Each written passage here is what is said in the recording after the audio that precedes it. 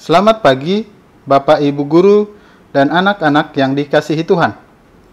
Kita akan datang dan berbakti pada Tuhan dalam ibadah hari ini. Sebagai Mazmur pembuka, terambil dari Mazmur 149.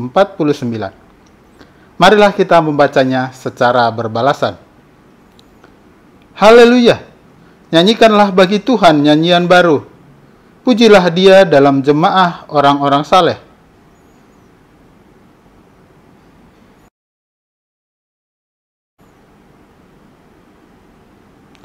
Biarlah mereka memuji-muji namanya dengan tari-tarian. Biarlah mereka bermazmur kepadanya dengan rebana dan kecapi.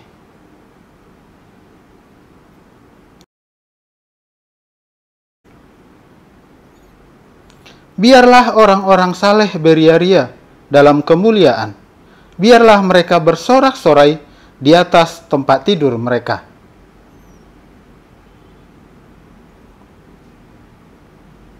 Untuk melakukan pembalasan terhadap bangsa-bangsa, penyiksaan-penyiksaan terhadap suku-suku bangsa.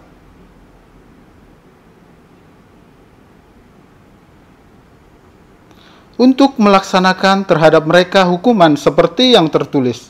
Itulah semarak bagi semua orang yang dikasihinya. Haleluya.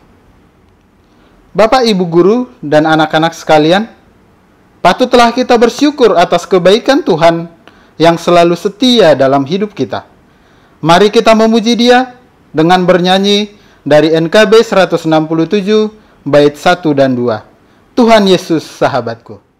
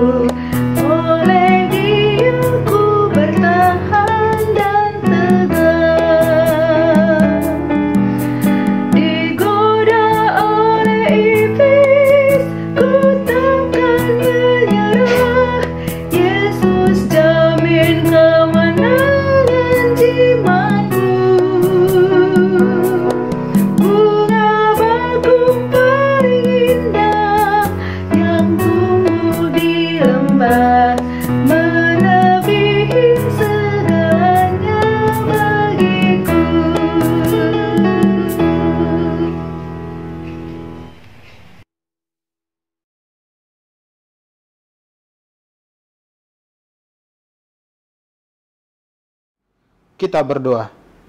Selamat pagi Bapa, selamat pagi Yesus, selamat pagi Roh Kudus. Kami mengucap syukur buat penyertaan Tuhan di dalam tidur kami sehingga kami boleh bersuka cita di pagi hari yang indah ini. Kami akan memulai ibadah kami ya Tuhan. Biarlah kami boleh fokus untuk mendengarkan sabda Tuhan, supaya apa yang kami dengarkan boleh kami aplikasikan dalam kehidupan kami. Inilah kami Tuhan, kami siap untuk memulai ibadah kami. Amin.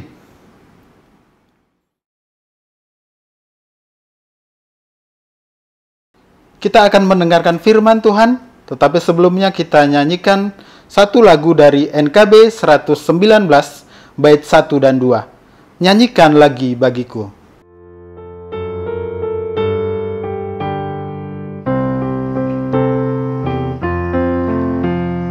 Nyanyikan lagi bagiku firman kehidupan,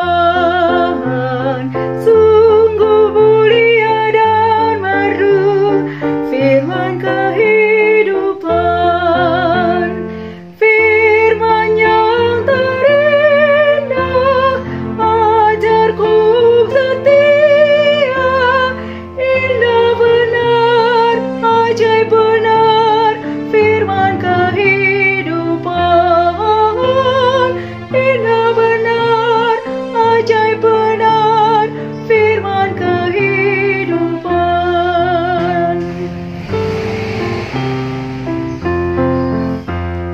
Kristus memberi dunia firman kehidupan. Hai pendosa, dengarkanlah firman kehidupan. Bagimu anugerah diberi berlimpah, indah benar, ajaib benar, firman kehidupan, indah benar, ajaib benar, firman kehidupan.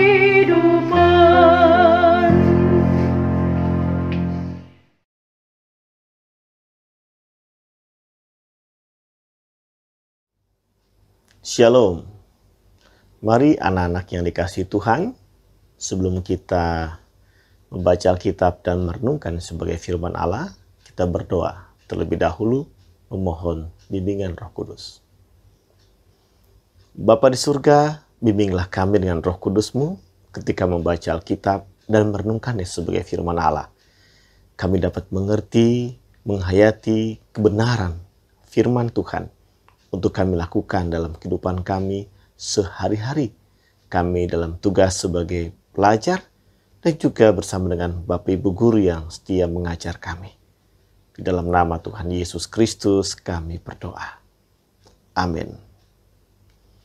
Mari siswa dan siswi SMPK 5 Penabur bersama kita membuka kitab suci kita. Kita perhatikan kitab Kejadian pasal 28 ayat 10 sampai 17. Saya bacakan begini. Maka Yakub berangkat dari Berseba dan pergi ke Haran. Ia sampai di suatu tempat dan bermalam di situ karena matahari telah terbenam. Ia mengambil sebuah batu yang terletak di tempat itu dan dipakainya sebagai alas kepala, lalu membaringkan dirinya di tempat itu. Maka bermimpilah ia. Di bumi ada didirikan sebuah tangga yang ujungnya sampai di langit, dan tampaklah malaikat-malaikat Allah turun naik di tangga itu. Berdirilah Tuhan di sampingnya dan berfirman, Akulah Tuhan Allah Abraham, nenekmu, dan Allah Ishak. Tanah tempat engkau berbaring ini akan kuberikan kepadamu dan kepada keturunanmu.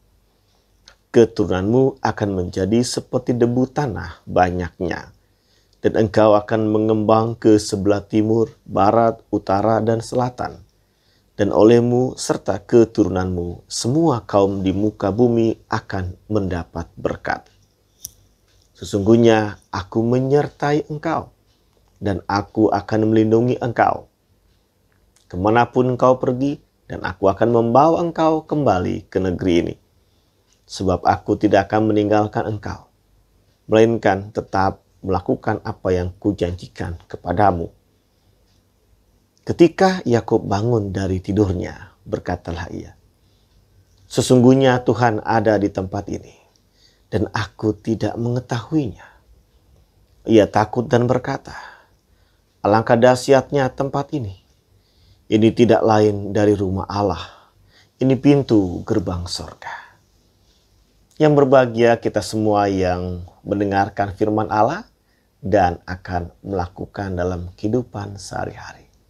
Terpujilah Tuhan kita, Yesus Kristus. Anak-anak yang dikasihi Tuhan, pada kesempatan ini tema yang saya terima adalah Sang Penyintas berjuang menghadapi ketakutan dan tantangan. Kalau kita mendengar kata penyintas, maka sebagai catatan bahwa kata penyintas itu punya padanan kata dengan survivor. Yang dalam Kamus Besar Bahasa Indonesia, penyintas berasal dari kata sintas yang artinya terus bertahan hidup atau mampu mempertahankan keberadaannya. Sehingga penyintas berarti orang yang selamat dari suatu peristiwa yang mungkin dapat membuat nyawa melayang atau kondisi yang membahayakan dirinya. Nah, pada bacaan kita ketahui bersama pada pasal sebelumnya, Yakub menyelamatkan diri dari amarah Esau yang hendak membunuhnya. Bagi Esau, Yakub telah mengkhianati dirinya, mencuri berkat hak kesulungan dari ayahnya Ishak. Hak kesulungan sebagai berkat untuk kehidupan dan keturunan Esau, tetapi telah diambil oleh Yakub. Nah, dalam kitab Kejadian pasal 27 ayat 41 dikatakan, Esau menaruh dendam kepada Yakub karena berkat yang telah diberikan oleh ayahnya kepadanya. Lalu ia berkata kepada dirinya sendiri, hari-hari berkabung karena kematian ayahku itu tidak akan lama lagi. Pada waktu itulah Yakub adikku akan kubunuh.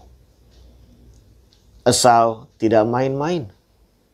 Ia sangat-sangat tidak menyukai sikap Yakub. Dan dia bertekad setelah lewat masa duka meninggal ayahnya Ishak. Dia berkomitmen untuk membunuh Yakub. Dan Yakub tahu akan hal ini. Maka Yakub pun segera meninggalkan kampung halamannya. Dia diminta untuk pergi ke kampung halaman ibunya, Ribka.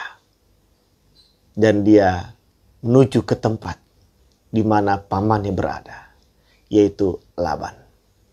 Dalam proses perjalanan menuju ke sana, ia bermalam di suatu tempat. Tentu suasana, kondisi, emosi dirinya ada ketakutan, ada kekhawatiran bahwa jangan-jangan Esau mengejarnya dan mendapatinya.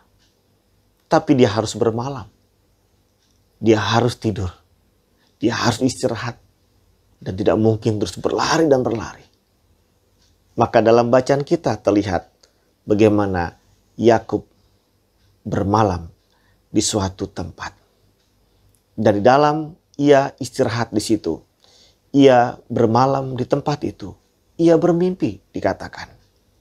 Bagaimana ia menyaksikan sebuah pemandangan yang sangat indah.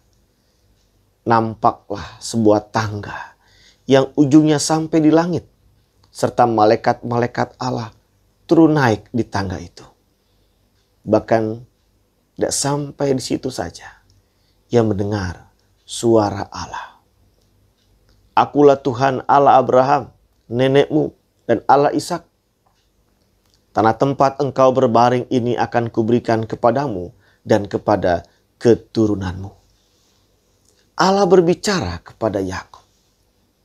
Dan di sini membuat Yakub terkagum-kagum. Ketika dia terbangun, dia menyadari.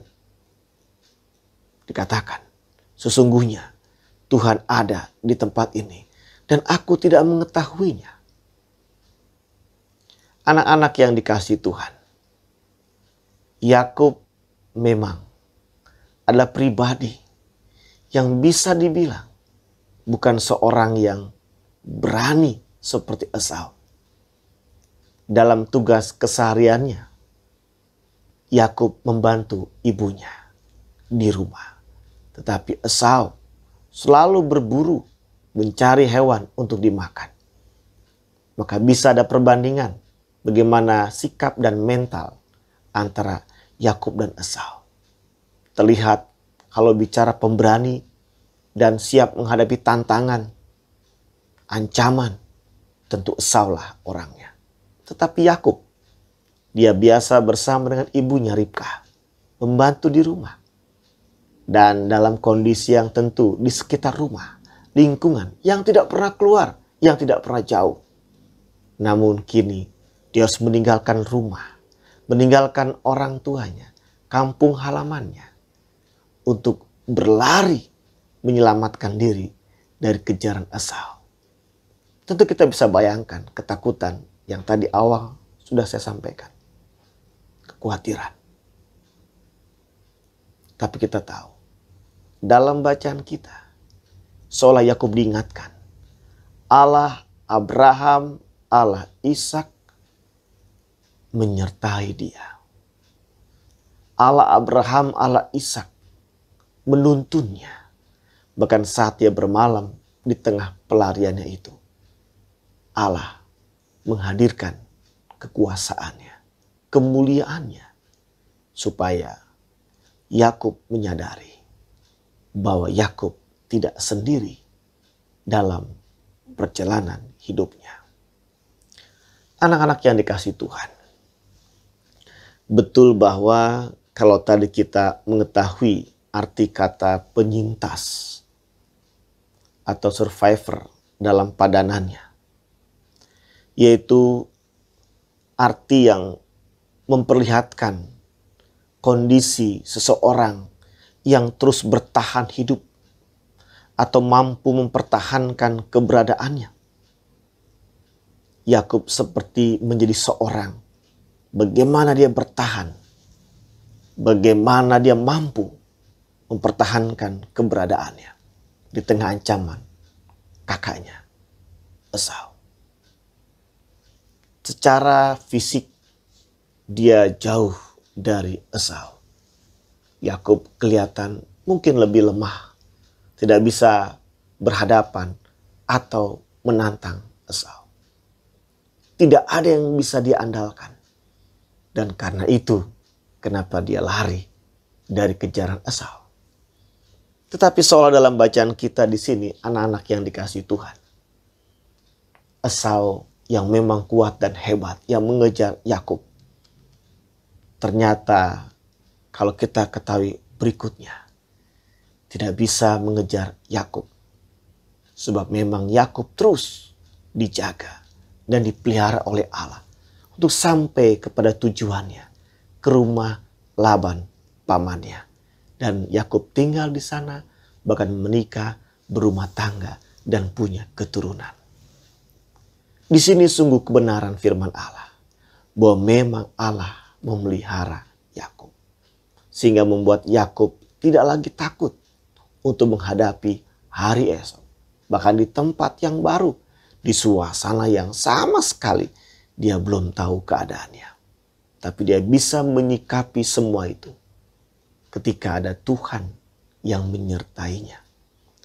Dan anak-anak yang dikasihi Tuhan, di sini mari bersama kita menghayati firman Allah, bahwa ternyata kita bisa saja merasakan dan mengalami situasi yang membuat kita khawatir atau cemas di saat kita sedang menjalankan sebuah proses belajar.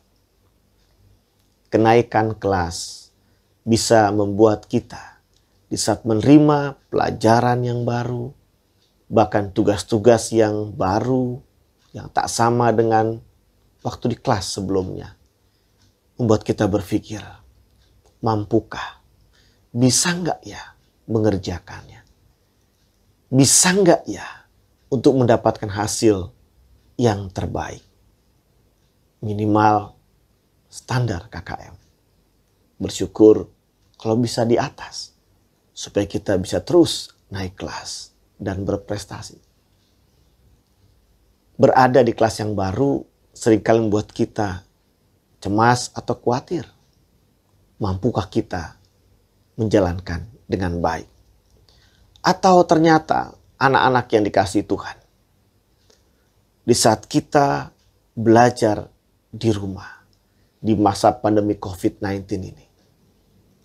Suasana rumah berbeda saat Anda belajar di sekolah. Tentu cukup berpengaruh. Mana yang lebih memberi semangat? Pasti di sekolah. Tempat yang pas, khusus, situasi, kondisi yang mendukung semangat Anda belajar. Ini juga menjadi pergumulan. Bagaimana Anda bisa konsentrasi, fokus, belajar di rumah. Terlebih dengan fasilitas layanan online internet yang bisa sewaktu-waktu terganggu. Apakah akan bisa mengikuti belajar dengan baik dan lancar? Ada banyak hal yang bisa menjadi pergumulan yang anak-anak pikirkan. Bukan hanya tentang anak-anak yang berpikir bagaimana belajar dengan baik, bagaimana fasilitas bisa digunakan dengan baik, tetapi tidak terhindar bahwa segala aktivitas di rumah juga menjadi pikiran anak-anak. Ketika anak-anak menyadari, tentu ketika dari pagi sampai sore belajar, walaupun memang belajar untuk sekolah, materi yang kamu terima, kamu kerjakan tugas-tugas. Di sela-sela itu tentu ada banyak yang kamu tahu di rumah. Kamu harus membantu orang tua. Kamu harus meringankan tugas orang tua. Memang tidak semua orang tua membebankan itu kepada anak-anak. Dan pasti tidak. Tapi seringkali kalian tidak bisa luput untuk ingin membantu dalam kondisi ketika memang ada adik yang harus kalian jaga, harus kalian bimbing, dan terlebih juga orang tua yang bekerja, dan kamu ada di rumah, tidak mungkin membiarkan semuanya berantakan. Apalagi biasanya kalau perempuan tergerak untuk membantu, mengerjakan tugas-tugas rumah. Memang tidak untuk menjadi beban, tapi Bapak mau bilang, kalian pasti menjadi pikiran. Itu juga yang kalian pikirkan. Kalian bisa meringankan orang tua dalam mengerjakan tugas-tugas di rumah. Kalian menjadi tahu bahwa ternyata ketika kalian di sekolah tidak pernah tahu kondisi rumah. Ketika sekarang di rumah, belajar dari rumah, baru tahu. Tentang memang tidak mudah mengerjakannya. Mama seorang diri, atau bahkan bibi yang membantu orang tua. Nah, anak-anak yang dikasihi Tuhan, suasana yang baru, situasi yang asing, yang belum pernah dialami dalam kondisi COVID-19 ini, kita tahu membuat tanda tanya besar. Apa yang akan terjadi setelah ini? Bagaimana dengan sekolahku? Kelancaran belajarku? Bukan juga kondisi-kondisi kesehatan. Ya tentu saja tidak mudah. Kita harus jaga kesehatan kita agar kita tidak terkena COVID-19. Anak-anak, kalau kita berpikir tentang apa yang akan terjadi hari esok. Bagaimana dengan pelajaranku? Bahkan yang sudah kelas 9. Bagaimana aku bisa belajar di tingkat lebih tinggi dalam kondisi seperti ini? Memang tidak akan pernah habis dan susah menemukan jawaban yang menjamin bagaimana kondisi kita di depannya. Tapi baiklah, pada kesempatan saat ini, firman Allah mengingatkan semua kita, terutama anak-anak. Kamu tidak sendiri. Memang tidak sama kesannya anak-anak dengan kisah Yakub yang lari dari kejaran Esau. Tidak ada yang kalian harus lakukan. Lari, menyelamatkan diri. Tapi nampak suasana kondisi Yakub bisa menjadi gambaran kondisi saat ini. Ada kecemasan, kekhawatiran untuk melihat hari esok. apa yang akan terjadi di tempat, di suasana yang baru. Bahkan ada banyak tugas yang dia harus siap kerjakan. Dia nggak tahu kondisi di rumah Laban. Dia nggak betul-betul ngerti bagaimana sifat pamannya. Tetapi justru dalam kondisi yang belum diketahui, yang belum ada jawaban apa yang akan terjadi, Tuhan hadir. Tuhan mengingatkan, jangan khawatir. Kesulitan, kesusahan yang mungkin bisa terjadi akan menjadi ringan ketika Tuhan diyakini Dia menyertai kita. Maka anak-anak, saat kamu belajar di rumah, yakinlah Tuhan menyertai kamu. Di saat kamu mencoba membantu, meringankan orang tua dengan daya kamu, yakinlah Tuhan memampukan kamu. Bukan untuk menggantikan tugas orang lain, tapi di saat kondisi tertentu kalian harus melakukan sesuatu di luar tugas belajar. Hal yang baik yang harus kamu kerjakan. Tuhan memampukan. Dan Tuhan menjaga dan memegang hari esok, bahkan masa depan kamu. Sehingga kita percaya dalam kondisi pandemi COVID-19. Masa depan negeri ini, bangsa ini, bahkan dunia ada di tangan Tuhan. Dia pasti buka jalan. Semoga dilancarkan. Tuhan memberkati upaya memiliki vaksin menghadapi COVID-19. Kita percaya kalau Tuhan bersama kita, kita nggak usah takut dan khawatir. Selalu ada jalan. Begitupun masa belajar anak-anak di rumah. Selalu ada sukacita karena Tuhan menyertai.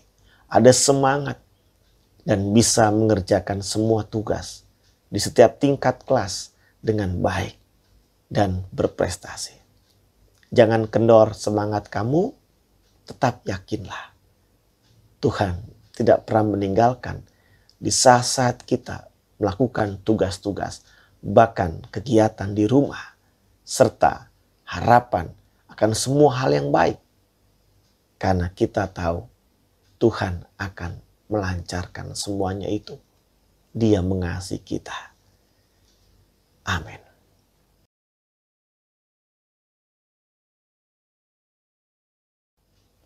Mari kita berdoa.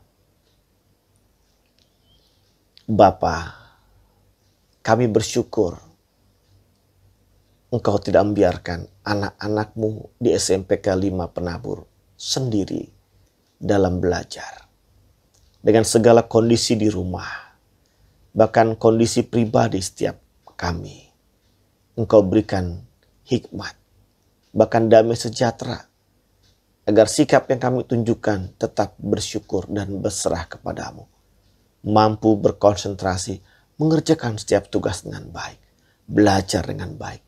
Tuhan berkati orang tua setiap anak-anak, dalam pekerjaan, dalam usahanya, bahkan dalam kesehatannya. Semua yang terbaik orang tua lakukan, Tuhan berkati.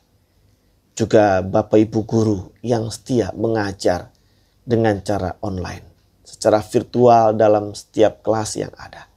Tuhan beri mereka kesehatan, hikmat, dan sukacita. Sehingga di antara kami anak-anak dengan Bapak Ibu guru terjalin sukacita yang terus berpengharapan untuk bisa melewati masa pandemi COVID-19 ini. Berkati SMPK 5 Penabur, berkati pimpinan, karyawan, Bapak Ibu guru, keseluruhan dan keluarganya, agar sama-sama tetap optimis dan bersemangat. Jauhkan setiap kami kekhawatiran di tengah kesulitan yang bisa kami temui. Yakinkan kami kalau Tuhan tetap menyertai kami. Terima kasih Bapa. Di dalam nama Tuhan Yesus Kristus kami berdoa. Amin.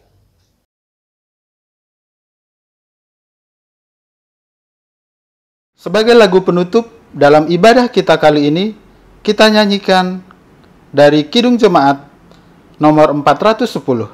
Tenanglah kini hatiku.